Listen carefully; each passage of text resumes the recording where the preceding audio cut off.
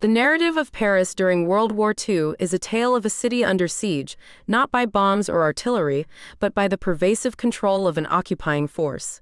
It's a story of resilience, where the beauty of Paris, its culture, and its people endured through the darkest times, emerging into the light of freedom with a spirit unbroken. In the year 1940, as the German forces settled into Paris, André Zucca, a French photographer with a complex background, was given a unique opportunity. He had access to Agfacolor film, a rare commodity in those times, supplied by the Wehrmacht, which allowed him to capture Paris in color, a stark contrast to the black and white images of the era. His photographs, taken for the German propaganda magazine Signal, presented a curated view of life under occupation. Zucca's images, with their vibrant colors, depicted fashionable young women and commuters mingling with German soldiers on the bustling streets of Paris. The famous roads, now adorned with symbols of the German regime, seemed almost paradoxical as Parisians appeared jubilant. One could see a crowd surrounding a traveling band, the music filling the air with a sense of normalcy, a fleeting moment of joy amidst the backdrop of occupation. André Zucca's story is one of contradictions. Born in 1897, his early life was marked by his service in World War I, where he was wounded and honored for his bravery. His career as a photographer began after the war, and by 1941, he found himself working for the occupiers, capturing images intended to portray the German presence in a favorable light. Yet his motivations remain a subject of debate. Was it purely professional, or did his political leanings, perhaps as a right-wing anarchist, play a part? Throughout the era of the occupation, Paris was a city of contrasts. Women in military uniforms, perhaps members of the French auxiliary services or simply in costume, could be seen looking at a war memorial, a poignant reminder of the sacrifices made just over 2 decades earlier. The occupation brought with it a series of frustrations for Parisians. Food became scarce, and the daily struggle for sustenance was real. The German military administration and the Vichy government ensured that France's resources were directed towards the war effort, leaving Parisians to contend with rationing and shortages. The attitude of Parisians towards the occupiers was not uniform. Some saw the Germans as an opportunity for economic gain. Others, as Roger Langeron observed, treated them with a form of passive resistance, acknowledging their presence without engaging. The French Communist Party's stance was particularly complicated due to the shifting alliances of the time. Their initial opposition to Nazi Germany was muddled by the non-aggression pact with the Soviets, leading to a period of uncertainty and ideological conflict. As events unfolded, daily life in Paris was a blend of scarcity and creativity. The rationing system extended to clothing, with leather becoming a rarity, replaced by ersatz materials. The ingenuity of Parisians shone through in the proliferation of substitute products. Ersatz wine, coffee, and soap became part of daily life, a testament to the adaptability of the French people. Zucca's work during this time, now preserved in the Bibliothèque historique de la Ville de Paris, offers a unique visual chronicle of this period. His color photographs, taken with the Agfacolor film, not only served German propaganda, but also inadvertently documented the resilience and the spirit of Parisians. After the war, Zucca faced a trial during the Épuration légale, where his journalistic privileges were revoked. However, thanks to the testimony of a resistance member, he was spared further punishment, later living a quiet life under an assumed name, his earlier life as a photographer for the occupiers. Now, a footnote in history. The narrative of Paris under German occupation, as captured by André Zucca, is a complex tapestry of beauty, survival, collaboration, and resistance. It's a story told through the lens of a man whose images, once used for propaganda, now serve as historical documents, offering insight into a city and its people during one of their darkest hours. In the spring of 1941, André Zucca, now working for the German magazine Signal, captured Paris through a lens that was both literal and metaphorical. His photographs, taken with the rare Agfacolor film, offered a vivid, colorful snapshot of life under occupation. On the streets of Paris, the hustle and bustle continued, albeit under the watchful eyes of the Wehrmacht.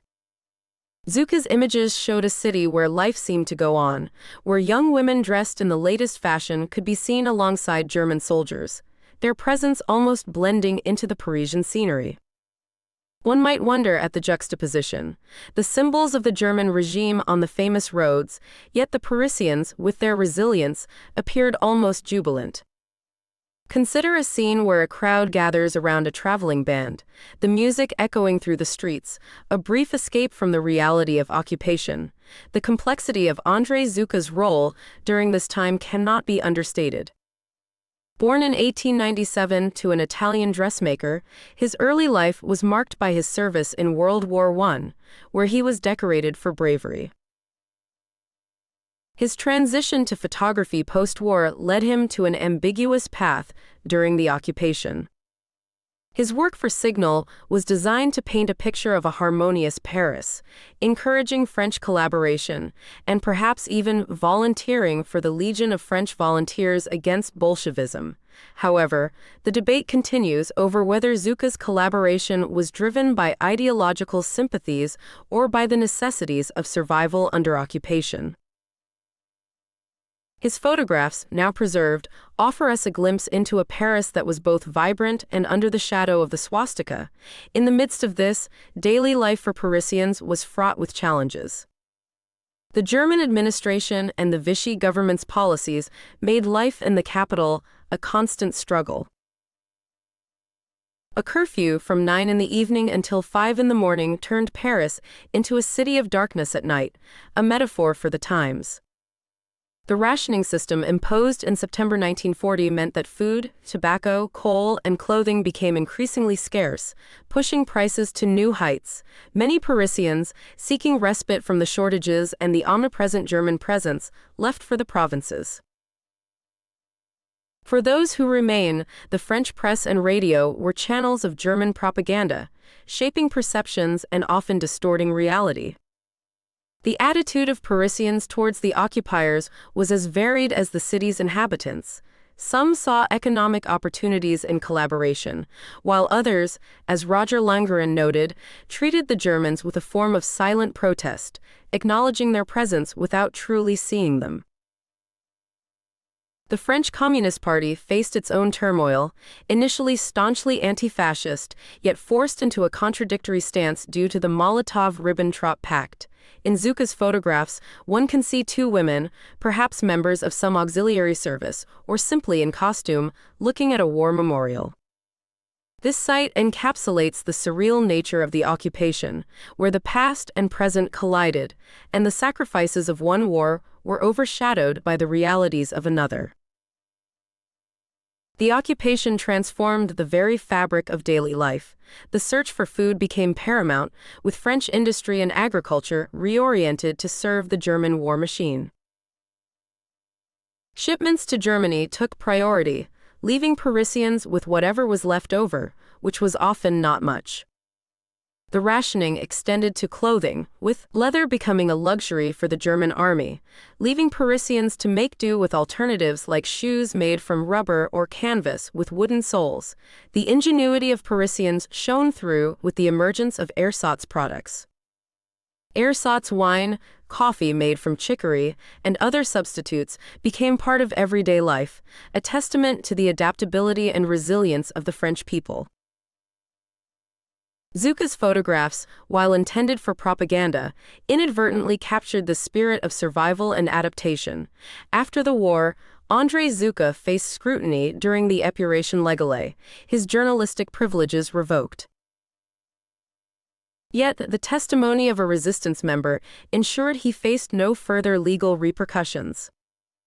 He retired from public life, taking on a new identity in Drew, where he continued his photography in a quieter, less contentious manner, until his death in 1973. Today, Zucca's work, especially his color photographs of occupied Paris, are invaluable historical documents, providing insight into a period of Parisian history where beauty and oppression coexisted. They remind us that beneath the surface of these seemingly jubilant images, there was a city and its people enduring, adapting and resisting in their own ways. In the year 1941, André Zucca, with his camera and his rare Agfacolor film, walked the streets of Paris, capturing scenes that would later become emblematic of life under German occupation. His photographs for the Signal magazine depicted a city that, despite the presence of German soldiers, seemed to maintain a semblance of its pre-war vibrancy. The images showed young women dressed in the latest Parisian fashion alongside German soldiers, a juxtaposition that was both eerie and fascinating. On the famous roads of Paris, adorned with swastikas and other symbols of the German regime, Parisians appeared almost jubilant, perhaps a testament to their resilience or a facade for the camera. One can imagine Zucca, himself a veteran of World War I, navigating this complex landscape, capturing moments like the crowd surrounding a traveling band, the music offering a brief respite from the daily struggles of occupation life. André Zucca's background adds layers to his story. Born to an Italian dressmaker, his early life in the United States and his service in the French army during World War I shaped him into a man with a unique perspective on war and its aftermath. After the war, he turned to photography, a profession that would lead him down a path fraught with ethical dilemmas during the occupation. His contract with the Germans to work for Signal in 1941 was ostensibly to document life under occupation in a way that would promote German interests, including encouraging French men to join the fight against Bolshevism. Whether this was driven by ideological alignment or survival remains a point of contention. The complexity of Zucca's role during this period is reflected in the images he left behind. His access to Agfacolor film, a rarity in occupied Europe, allowed him to capture Paris in color, providing a visual counter-narrative to the predominantly black and white imagery of the time. These photographs, now part of the Bibliothèque historique de la Ville de Paris, offer a unique perspective on daily life under occupation. The daily life of Parisians during this era was marked by a stark contrast between the apparent normalcy in Zucca's photographs and the underlying reality. The German military administration, along with Vichy officials, governed Paris, imposing a curfew that plunged the city into darkness at night. Rationing, which began in September 1940, made basic necessities like food and clothing increasingly scarce, with prices soaring. 1 million Parisians fled to the provinces, seeking better conditions, leaving behind a city where the French press and radio were under German control, filled with propaganda. The attitude towards the occupiers was varied, with some seeing economic opportunities, others practicing passive resistance, and the French Communist Party navigating its ideological shifts. Zucca's lens captured moments that might seem trivial but were telling. Two women, perhaps in military-style uniforms or costume, are seen shopping at a stall selling toys, a scene that might suggest normalcy, yet it underscores the surreal nature of the occupation. These images, while serving the purpose of German propaganda, inadvertently documented the resilience of the Parisian spirit. The occupation reshaped Paris's economy and daily life. French industry was reoriented to serve Germany, with shipments of goods prioritized for the German war effort. Food became a primary concern for Parisians, with the rationing system dictating even what they wore. Leather shoes, a luxury for German soldiers, were replaced by alternatives, and ersatz products became common, a creative response to scarcity. After the liberation of Paris, André Zucca faced a trial in October 1944 during the Épuration légale. His journalistic career was effectively ended, though the intervention of a resistance member prevented further legal action. Zuka retreated from public life, changing his name to Andrei Piernik and opening a small photo boutique in Dreux, where he spent his remaining years, passing away in 1973. Today, Zuka's work stands as a poignant reminder of Paris under German occupation. His color photographs, once tools of propaganda, now serve as historical documents, offering a glimpse into a period where the beauty of Paris was juxtaposed against the backdrop of oppression. They tell a story of a city that, despite the constraints of occupation, continued to live, adapt, and resist in its own subtle yet profound ways.